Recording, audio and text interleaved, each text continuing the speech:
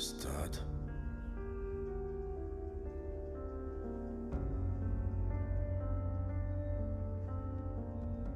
పెద్ది పెద్ది లేవతో పడుకోరా పెద్ది.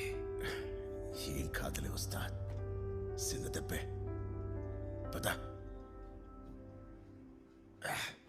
పెద్ది నా మాట విను.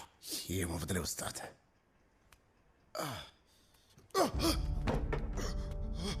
పెద్ది పెద్ది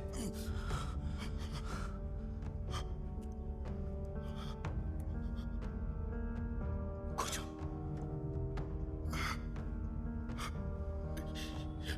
ఏంటి ఉస్తాద్, ఏమైంది?